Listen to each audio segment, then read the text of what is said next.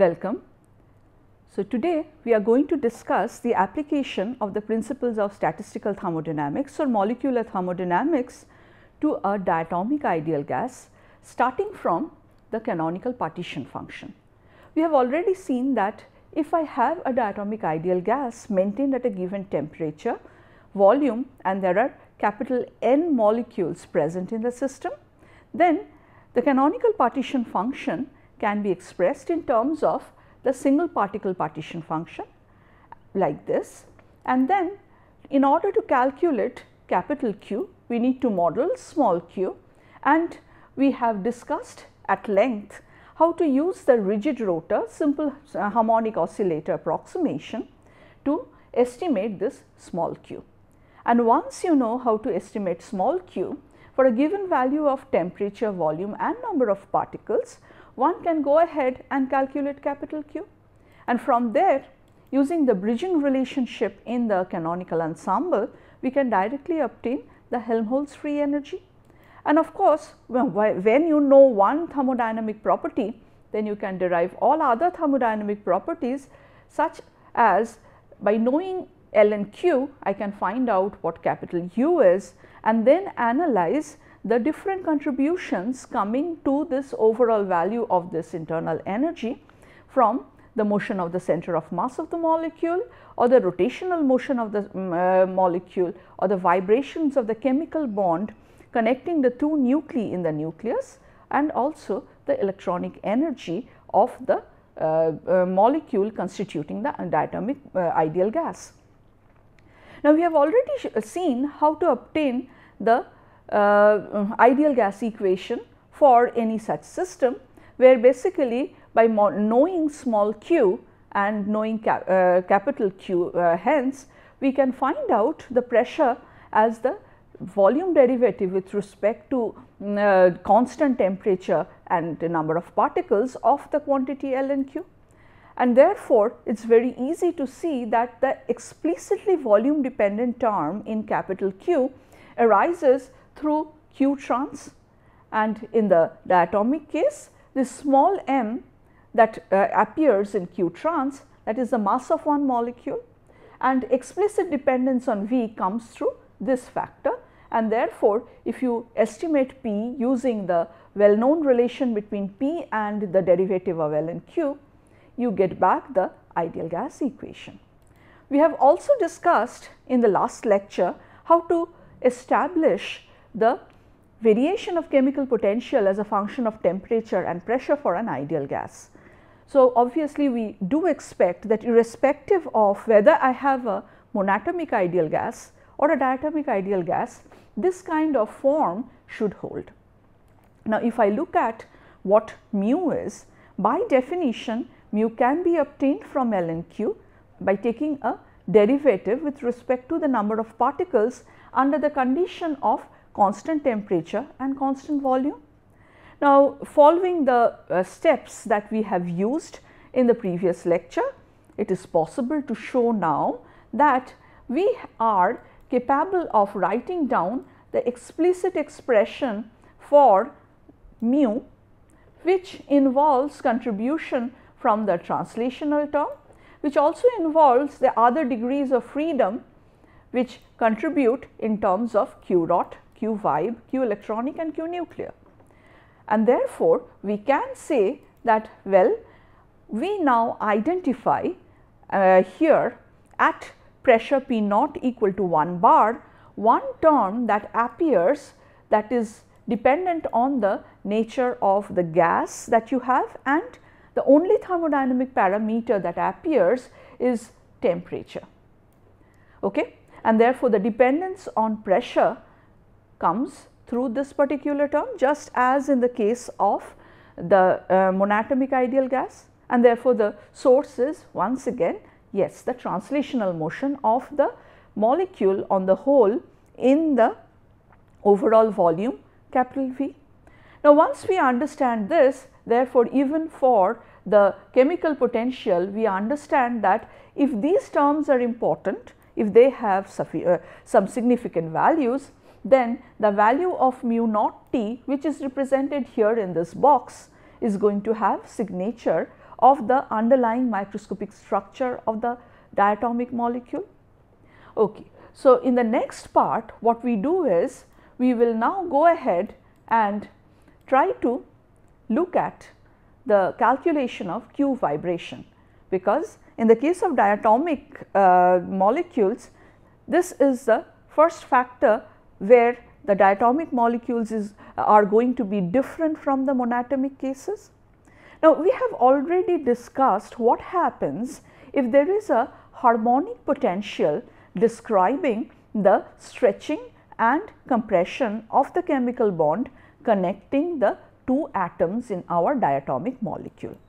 So, here is a representation of a typical diatomic molecule where, for the sake of simplicity, we have used a spring as shown here to represent the vibrational behavior of the chemical bond connecting the two atoms. So, this is a simple ball and spring model for which the potential energy is known, and as a result we can very easily say that this is how the potential energy on which the two atomic nuclei move with respect to each other would vary as a function of r, where r is the internuclear distance between the two atoms.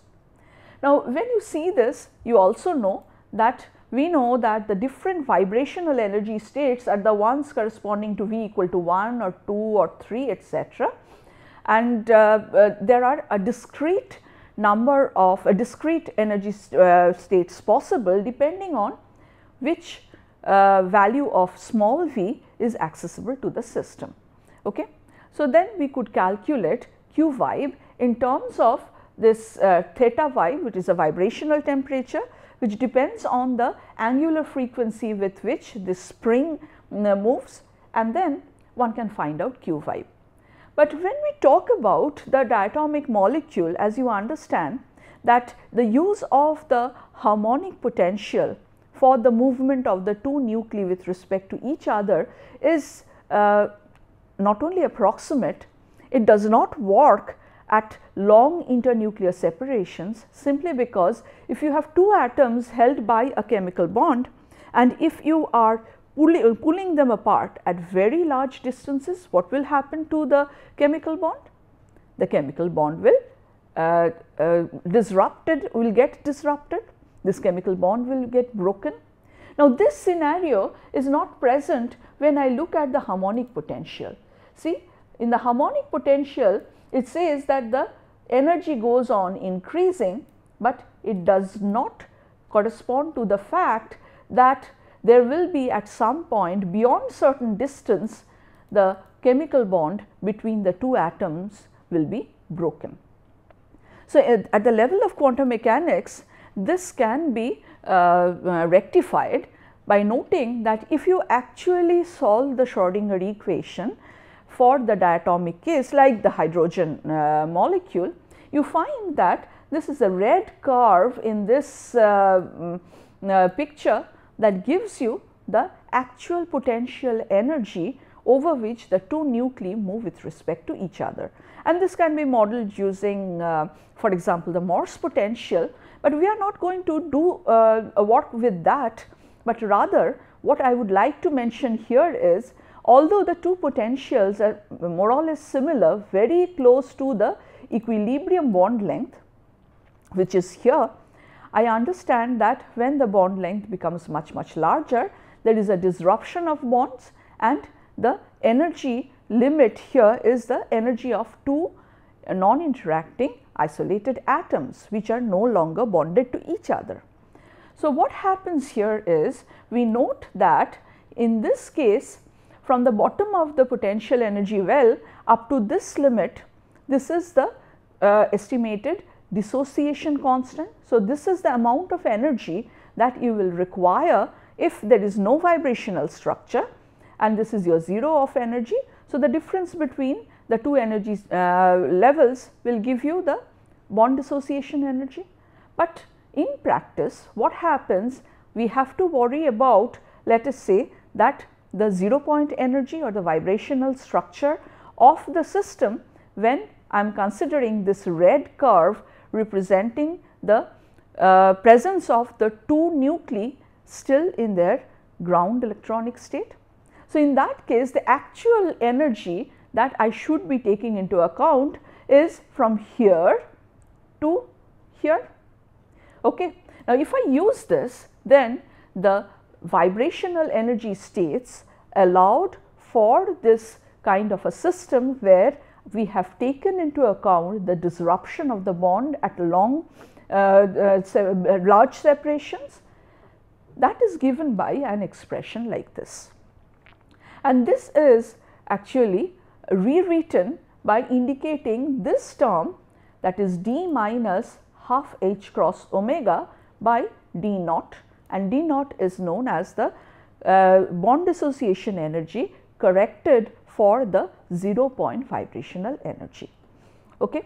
Now, once we know this, as you see that instead of half h cross omega, now I have this minus d naught term, but still one can very easily find out what the single particle vibrational partition function would be, and that you can work it out yourself. I will not be doing the algebra here, but following the same logic and the same steps that we have discussed previously, you will be able to show that the single particle vibrational partition function now will depend on d naught as expected, and as before there will be this term in the denominator 1 minus e to the power of minus theta vibe by T, where this is the vibrational temperature.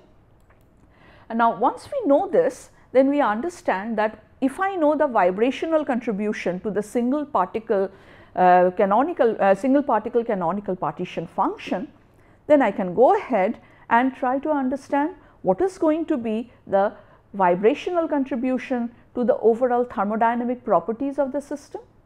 So, that can be very easily found out, and these are some of the results that you can check as an exercise using everything that we have learned so far in this course. So, what is F vibe? F vibe is the vibrational contribution to the overall Helmholtz free energy of the system.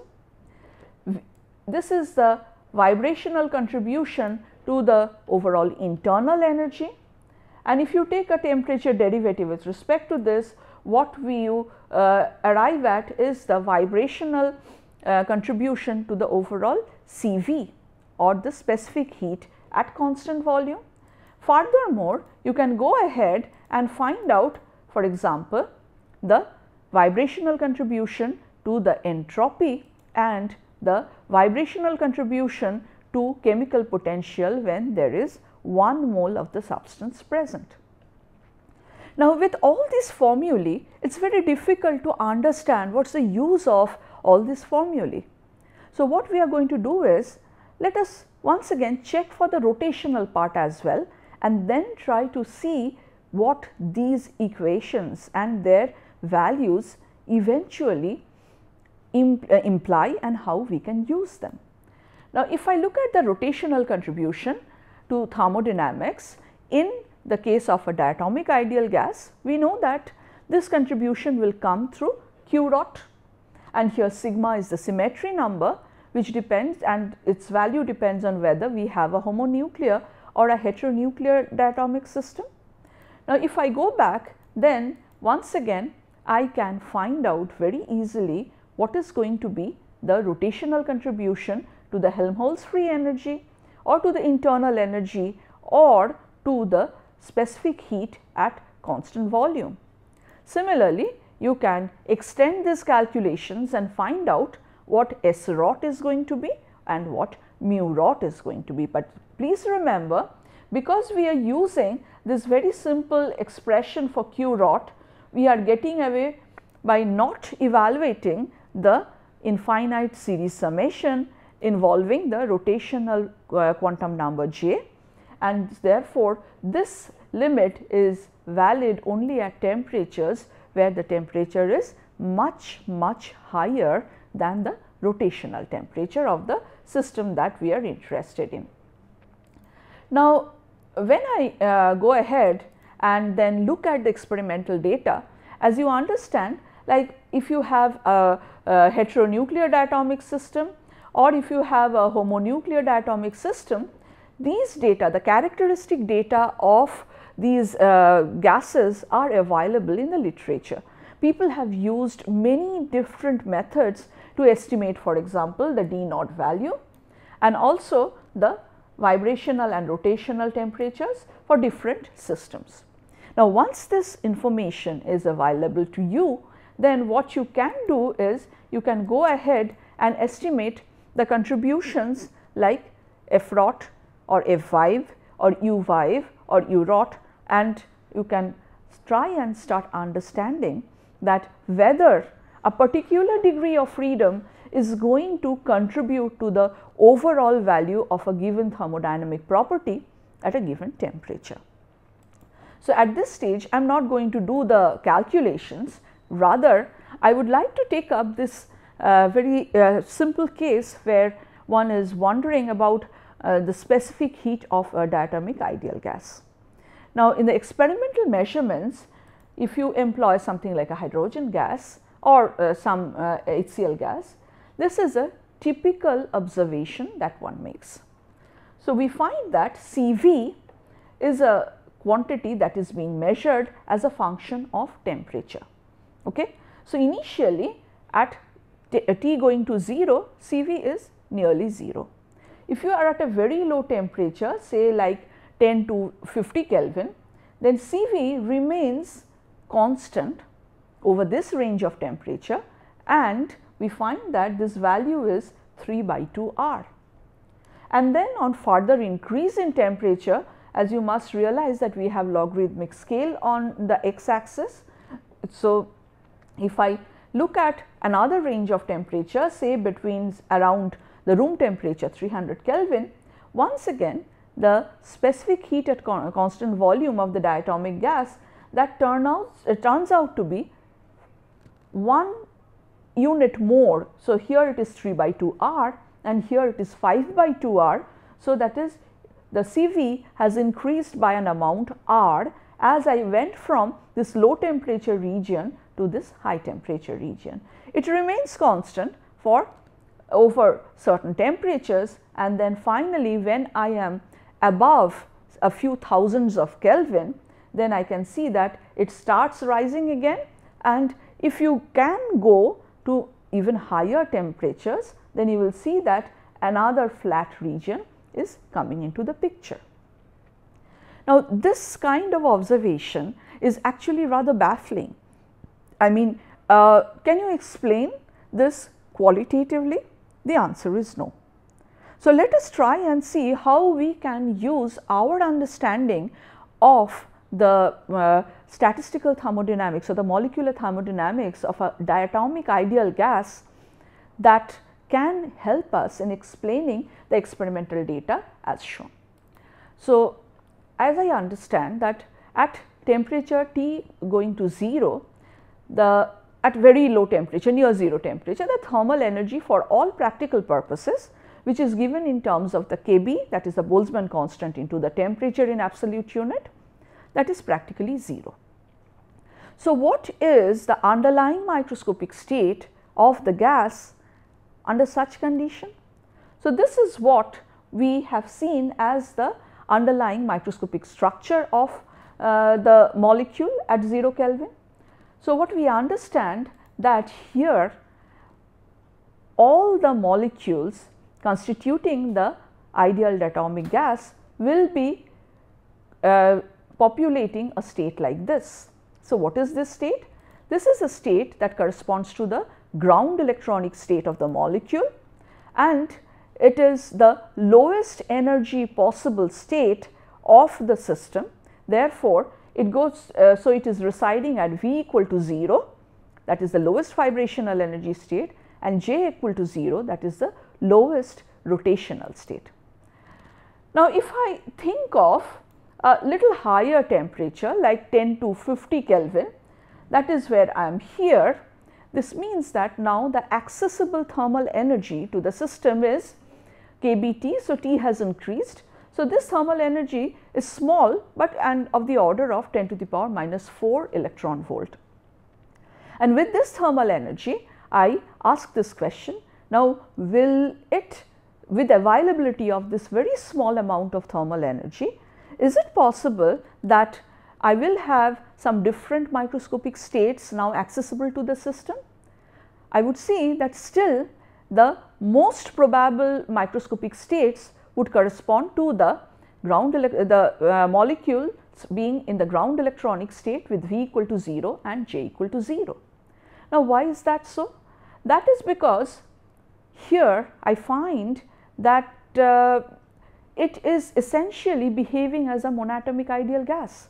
In a monatomic ideal gas, if you see that there are 3 parts in the contributions here, that is the underlying structure and the translational motion. So, in order to understand this, the first thing that you realize is, if I look back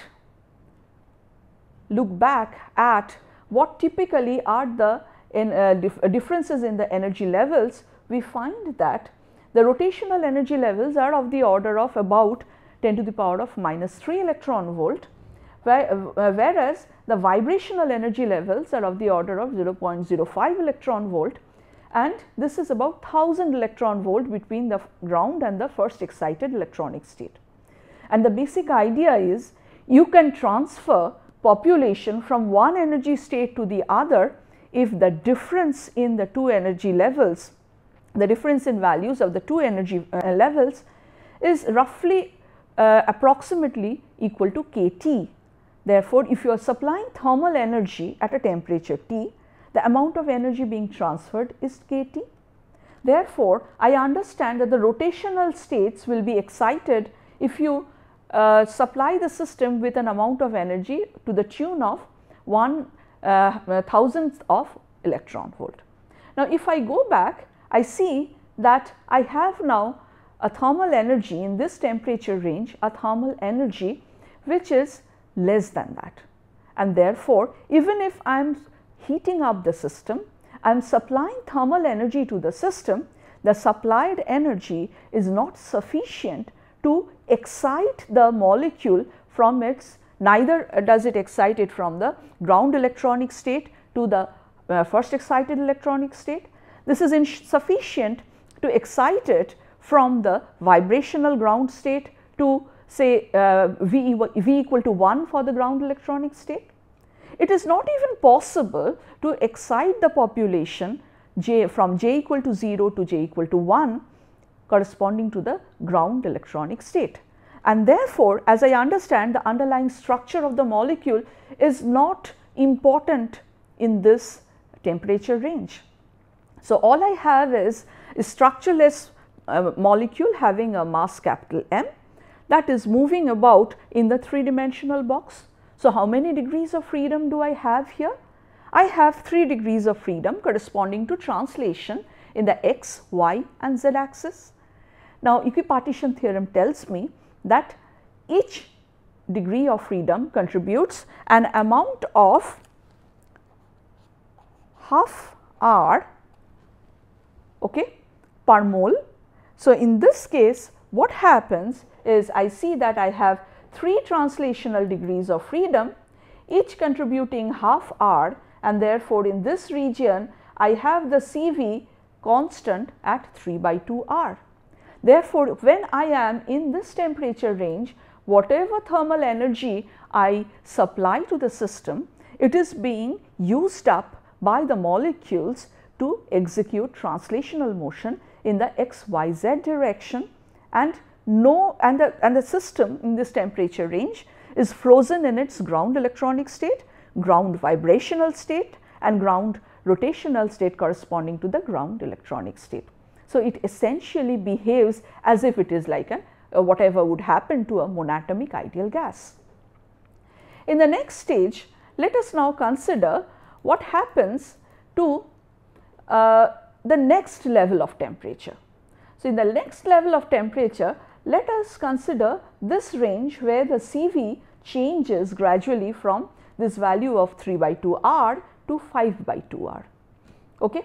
Now, in this case, what I find is, at around 300 Kelvin, the thermal energy is to the tune of about 3 into 10 to the power minus 2 electron volt.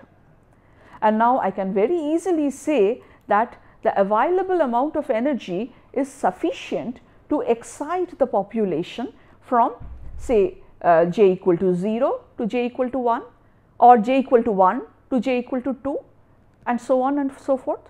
Therefore, I would say that in this temperature range, the available thermal energy is sufficient for the excitation of the rotational states, so that now I will have microscopic states of the molecules present, whereby all of them are present in the ground electronic state. All of these molecules will have V equal to 0, but they are going to have a range of J values other than 0, in addition to 0. Okay. Now, if you think about the molecule populating higher energy, rotational energy levels, it is basically saying that in addition to this molecule executing translational motion in the 3-dimensional system, if you look at what is happening internally, this molecule has started rotating. Now, this would add not only 3 translational degrees of freedom to the system, but the system will now have 2 additional degrees of freedom coming from rotation around 2 axes of rotation, and therefore, there are now a total of 5 degrees of freedom, each contributing an amount of half R to per mole of the system. And therefore, I understand that with the excitation of the rotational energy states, CV would go and stabilize here at 5 by 2 R. So, obviously, what happens when I have gone over and looked at from beyond this region at higher temperature? Say at around 3000 Kelvin, the thermal energy is about 0.2 electron volt, and this says that now the molecules will be present in a range of microscopic states. The most probable microscopic states will be associated with the ground electronic state, no doubt, but now you will have excitation of both the vibrational energy states and excitation of the rotational energy states. And therefore, you see that at present the most probable microscopic states will correspond to the ground electronic state as shown here, but all these levels here, V equal to 0, V equal to 1, V equal to 2, they will gradually get populated as temperature increases, and similarly each of their rotational substates, they are also going to get populated. Therefore, now I have 3 translational degrees of freedom, 2 rotational degrees of freedom and 2 vibrational degrees of freedom, adding up to 7 degrees of freedom, so that as the overall heat capacity increases, it tends to the value of 7 by 2 R.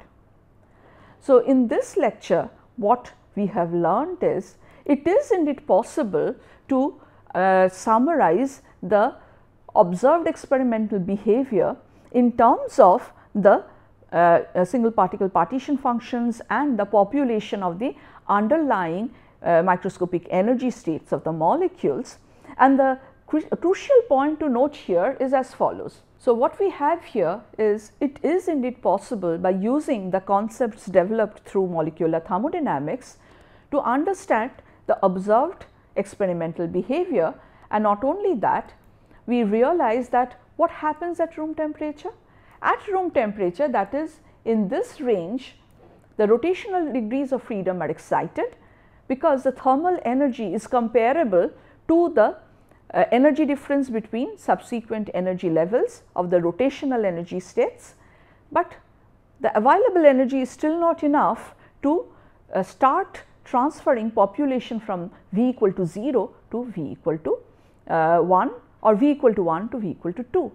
And this basically means that the vibrational degrees of freedom are still frozen. So, this has given us some idea as to why people spend so much effort in understanding and developing the microscopic nature of a system, with respect to the underlying microscopic structure. In the next lecture, we will have a closer look at a homonuclear diatomic atom and try to explain a seemingly disturbing mismatch between theoretical predictions and experimental data. Thank you.